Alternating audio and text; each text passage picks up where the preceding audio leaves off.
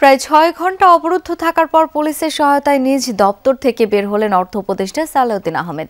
এর আগে ২০% সচিবালয় ভাতার দাবিতে উপদেষ্টার কার্যালয়ের সামনে অবস্থান নেন কর্মকর্তা কর্মচারীরা। কালকের মধ্যে সরকারি আদেশ জারির আশ্বাস দেওয়া হয়েছে।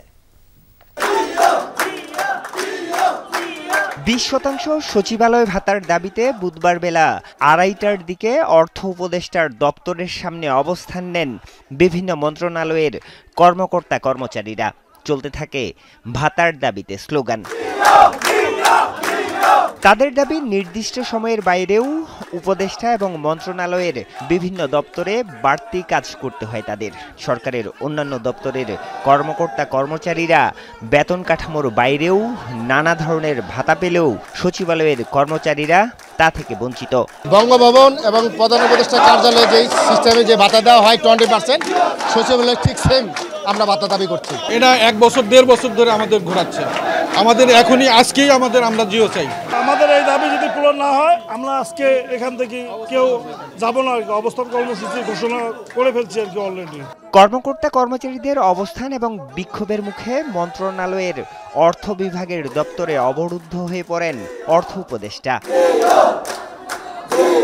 পরিস্থিতি মোকাবেলায় সন্ধ্যায় অর্থ সচিব খায়রুজ্জামান মজুমদারের সাথে বৈঠকে বসেন অর্থ উপদেষ্টা।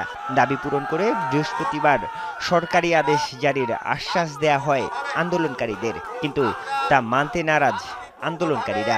সচিব স্যারের সাথে আপনাদের কিন্তু কথা হয়েছে, তো কাজেই আপনাদের নেতৃবৃন্দ যেটা বলেন আপনারা সেটা অবশ্যই মানবেন, এটা আমি আশা করছি। তাদের উপরে ভরসা রেখেছি, বিশ্বাস রেখেছি, তারা আশা করছি কালকে 3টার মধ্যে জিও জারি করে দেবে। রাত 8টায় অ্যাকশনে যায় পুলিশ। একে একে উপদেষ্টার দপ্তর থেকে বের করে দেয়া হয় আন্দোলনকারীদের। প্রায় 6 ঘন্টা অবরুদ্ধ থাকার পর পুলিশের প্রহরায় দপ্তর থেকে বের হন অর্থ উপদেষ্টা। তবে তখনও চলছিল স্লোগান।